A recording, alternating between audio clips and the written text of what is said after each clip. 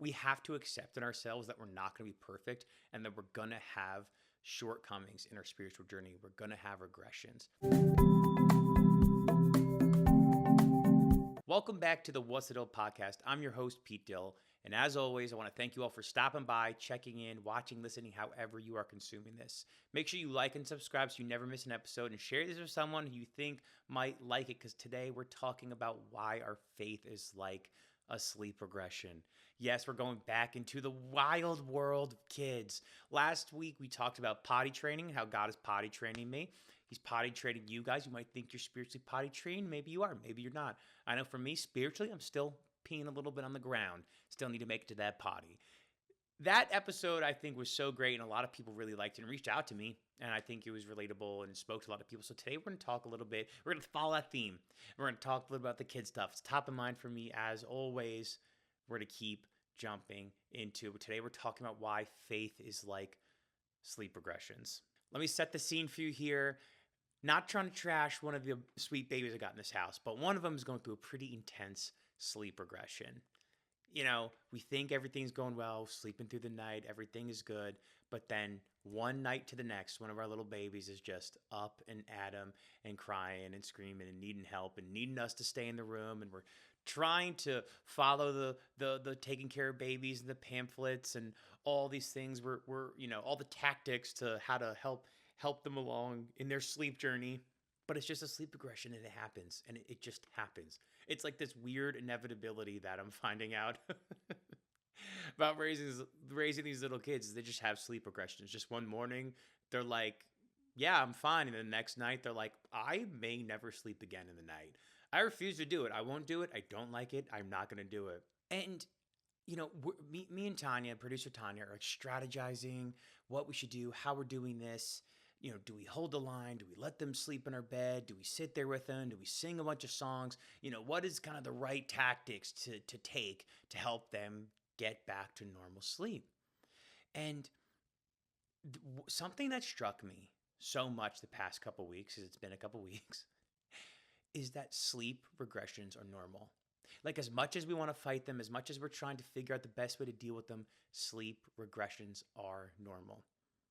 And so much of my role as a dad and our roles as parents with these sleep regressions is to help them not go back to the old ways, to help stop them from regressing all the way back to the old ways, to guide them to the new life, the new them that is behind this sleep regression.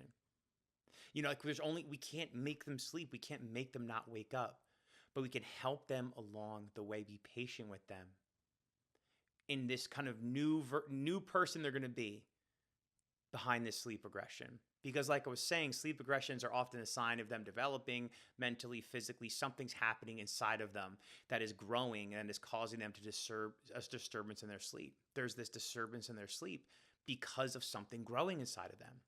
And so sleep regressions are a normal part of growing up as a little toddler. And my role as a dad is to try to help them not go back, revert to the old ways, but help them get over the hump and be the new version of themselves. And I realized it's similar to our faith lives, that regression is oftentimes a part of our journey. As much as I want to believe that my journey is just a straight shot, stocks continually going up, buy the stock and it goes up 100% of the time, like no problems once I can give my life to God, that's really not part of the journey. Spiritually, we're a lot like toddlers having a sleep regression. Like we have sleep regressions. We have faith regressions. We're doing pretty good, then we go back a step, but then we go ahead and then we change, but then we haven't go back another step, but then we change, become a bigger, better version of ourselves. We regress a little bit. Regression is part of our spiritual journeys. And I think it's so important for us to not give into those regressions, but not beat ourselves up about having spiritual regressions. I think one of the biggest poisons in the modern Catholic young landscape is young Catholics feel like if they make a mistake, they're no longer part of the club. I know I felt like that. I know a lot of people felt like that. But if they go through a rough patch, a bad weekend, a bad week, a bad month, a bad year, they think like, everyone's so far ahead of me spiritually. I've just regressed too much. I don't even know what I think about following God or being Catholic. I have no pathway to get back. I don't know. I'm just going to kind of keep going down this path of just regression. I'm not going to go to church. I'm not going to go to confession. I'm not going to chat with people who are, I think are holier than me. I'm just going to kind of try to find my own path down here. And I'm going to leave behind, I'm going to leave behind the church. I'm going to leave behind following God. I'm just going to try to figure something out because I feel like I'm so far behind. I think a lot of times we pile on ourselves. We beat ourselves up for having regressions. But something I've learned is that like regressions are a part of the journey. Everyone has regressions. I do, you do. If you think you don't have spiritual regressions, I got newsflash, buddy, you do. And if you want a list of things that you're doing wrong in your life, text me. I'll email you. I'll text you back. I'll give you a list of things. Because off the top of my head, I'm talking to you. You got some things you can work on. Obviously just a joke, but as do I. Like, as much as on the surface, oh, I'm having this podcast, talking about the faith, talking about God. Oh, wow, my life is perfectly clean. Wrong. So much I still have to work on. So much I've worked on. So much I still have to work on. Totally, deeply still a sinner. And I don't view myself as anything different if someone else as like, oh, I'm less of a sinner than that person. Because I know if our ultimate goal is becoming like Jesus Christ, how far I have to go. So I'm not going to look to someone else and say, hey, I'm better than this guy. That makes no sense. We all fall short of the glory of God. Essentially, we try to go back to our slavery. Just like the Israelites in the book of Exodus 16 and 17. They've been delivered from their slavery. They're in the desert, though. Moses is leading them. And it's long, it's hot, the days are long. And what are they saying? Hey, we were better off in slavery. We were better off in Egypt. Why are we running through the desert? We were better off as slaves. I mean, think about that. Think about the story. The story is that the story of Moses starts with him, as this Egyptian, stepson, and he sees an Egyptian person just kill an Israelite. And that works something to him. Like that's the working conditions they were in. They were just getting smacked around and thrown off the pyramids. Like this was the working conditions. And they were saying, hey, we don't know where we're going. It's a little bit, unsteady ahead. We don't know where it is. We'd rather be back as slaves in Egypt. They said, at least we had food to eat every single day. And as much as we want to criticize that, we are like that. We fall down a little bit and we think, maybe I was better off in my old life. I don't know if I can do this whole Jesus thing. I don't know if I can keep doing it. I don't know if I have the strength for it. I don't know if I have the strength or the grace to really be a good dad, a good husband, a good man. I don't know if I can do it. I think I might just want to go back to my old ways. I might want to go back to my old sins of the flesh. I just want to tap in a little bit and feel a little release and feel a little dopamine hit and go back to my old ways of sin. We don't give ourselves enough credit that regressions are part of the journey of growing up spiritually. We don't allow ourselves to have regressions. Sometimes I feel like we have to have this perfect image of following God, and anything but that image is just like, no, I can't even let anyone know that I sin, or else it's all going to crumble. We have to accept in ourselves that we're not going to be perfect, and that we're going to have shortcomings in our spiritual journey. We're going to have regressions.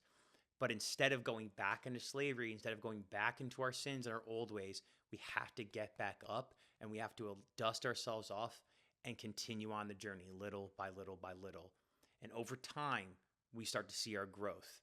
It's only when we can stand up time and time and time and time again in our regressions that we see our growth. It is like the stock market. I've said this before this podcast. Faith is like the stock market. Sometimes you're up, sometimes you're down, sometimes there's a crash, sometimes there's good times, it goes really high. But if you look at the stock market over the past 35 years, it kind of looks like a line from far away, just like a straight line up from far away. But when you zoom in, there's a lot of little ups and downs along the way. But over time, it's up. And that's how we are spiritually. Like there's going to be ups, there's going to be downs. We have to keep getting up and keep getting up.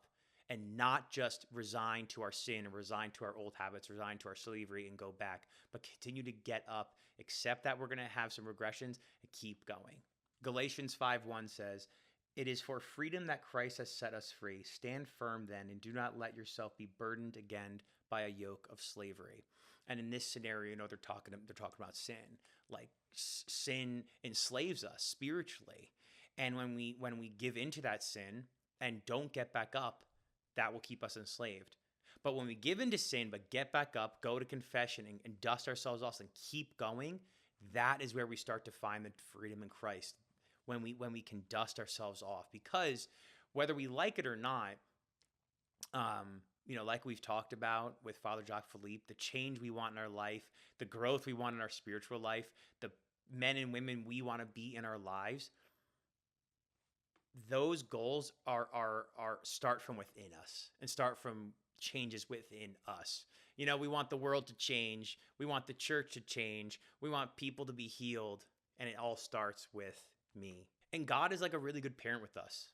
He walks with us. He doesn't lose his patience with us. He lets us fall and get back up and helps us grow stronger. I could be really, really upset at my son for having these sleep regressions. What are you doing? I'm going to lock the door, stay in there till you fall asleep. Obviously it's probably pretty traumatic and would have instant negative results, but I just have to be there for him. I have to help him along the journey of trying to get back on normal sleep. And God is like that with us. He's not getting upset at us when we regress. But he's constantly drawing us to the next step. He's constantly trying to get us out of our regression. So we have to allow God to get us out of that regression. We have to allow God's grace into our lives to pick ourselves back up and to not just stay in the same habits of sin. And just like sleep regressions, spiritual regressions are often a sign of growth.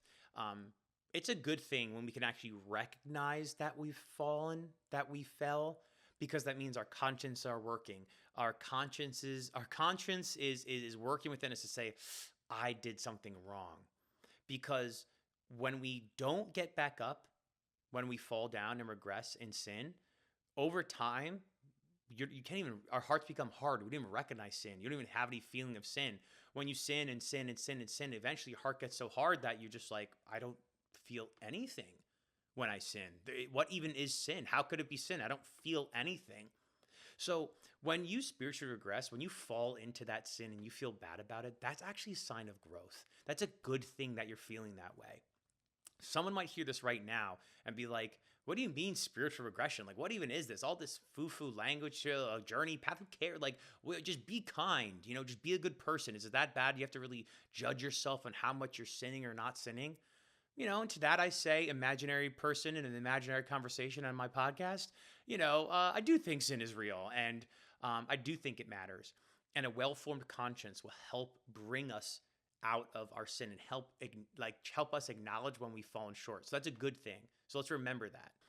So sometimes our faith feels like a 3 a.m. sleep regression. Sometimes it feels like sleepless nights, or sometimes it feels like the parent where we have no control over something, or sometimes it feels like a kid where we don't know why we keep regressing. But our faith can be like a toddler's sleep regression. But we're not being measured by our setbacks, because we all have them. Anyone who thinks they don't have spiritual setbacks is wrong or lying. That's a spiritual setback. We're not being measured on our setbacks. We're actually being measured on our efforts to get back up. And when we continue to get back up and give control of our lives over to God, He will perfect us. He will be the one who helps us not fall as much. So let's not get too hard on ourselves when we have regressions in our life, when we have spiritual regressions. I think that's a really key takeaway. Let's not beat ourselves up over having spiritual regressions. And if you feel like you've been in a rut or you've been in a constant spiritual regression for years, today is the day. Today is the day to get back up. Today is the day. You might say, well, actually, it's been 7 years since I've gone to Mass. It's been 11 years since I've gone to confession. Today is the day. Good news. Today is the day. It is never too late to get back up and dust yourself off, ever. It doesn't matter what you've done. It doesn't matter where you've been. Today is the day to get out of that spiritual regression. And you'll see God work in your life. I know I've seen God work in my life a lot when I've just gotten back up. Receiving mercy, receiving His grace when we feel like we don't deserve it can really transform us. I know it's transformed me, feeling like, oh, I'm not worthy of your grace, God. I'm not worthy of your mercy. And God's like, boom, tsunami of mercy. And it's like, dang, this is great. Nothing else in the world gives me this. Everyone else holds me to a vastly different standard. And we can ride that grace and mercy into good momentum for our life. So today's the day to get back up from your spiritual regression, because we all have them and we all have to get back up from them. Regressions are not the end. They're not the destination. They're just part of the process. So let's get back up, dust ourselves off, and let's have some constant sleep through the night, spiritually speaking. That's going to be it for me today, y'all. I appreciate your time. Appreciate you watching and listening. Make sure you like, subscribe so you never miss an episode. Reach out to me, DM me, text me. I'd love to hear from you on your thoughts on this. If you're having a child who is having trouble sleeping, or if you feel like spiritually you're in a little bit of regression, reach out to me, and I'm here for you. Anything you need, whether it's just a listen or whatever, I'd love to hear from you.